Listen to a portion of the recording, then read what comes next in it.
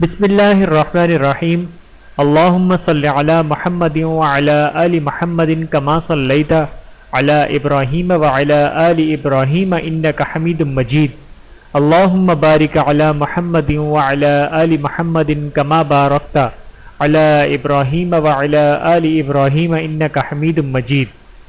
بسم اللہ الرحمن الرحیم۔ السلام علیکم ورحمۃ اللہ وبرکاتہ۔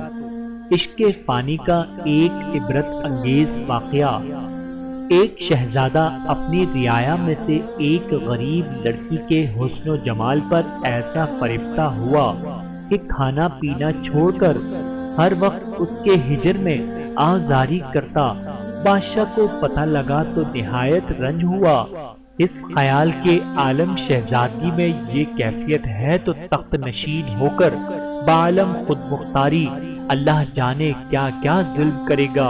چنانچہ زیر باتدبیر سے اس کی اصلاح کے لیے صلح و مشورہ کیا کہ شاید پند و نصیحت سے شہزادہ راہ راست پر آ جائے۔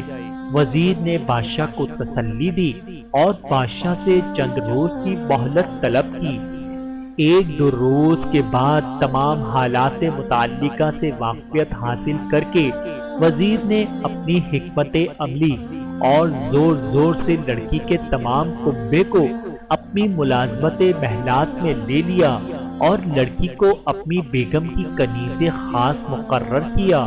2-4 دن گزرنے کے بعد وزیر نے ایک حکیم سے مشورہ کر کے کنیز لڑکی کے کھانے میں کوئی سخت اسہال آور دوا ملا دی، جس کے نتیجے میں لڑکی کو اس کثرت سے اسہال آئے کہ تمام مادہ اندرونی خارج ہو کر مستخوان رہ گئی۔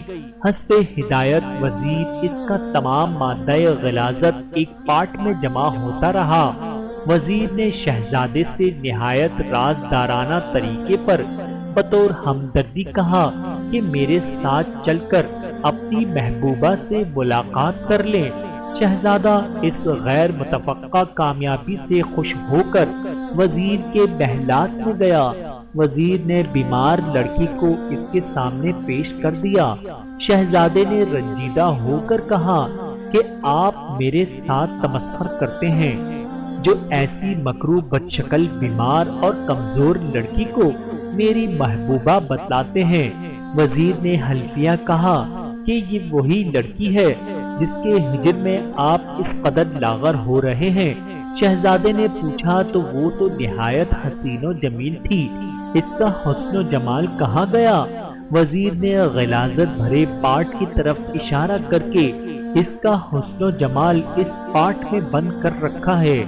شہزادے نے متعجب ہو کر پاٹ کو جو کھولا تو اس کے تعفن سے غشی کسی حالت طاری ہو گئی۔ ہوش آنے پر وزیر نے کہا اس حسن کی اصلیت یہی ہے جس پر کہ آپ اس قدر فریفتہ تھے۔ چنانچہ شہزادہ اس تمام واقعے کی حقیقت سے باخبر ہو کر آئندہ اس قسم کی ناجائز حسن پرستی سے نائب ہو گیا۔ انسان کو چاہیے کہ ظاہر پر فریفتہ ہو کیونکہ اس کی اصل سراسر غلاظت کی پوت ہے۔ اسی طرح ایک شہزادہ اپنے محلات کی کنیز پر فریفتہ ہو گئے۔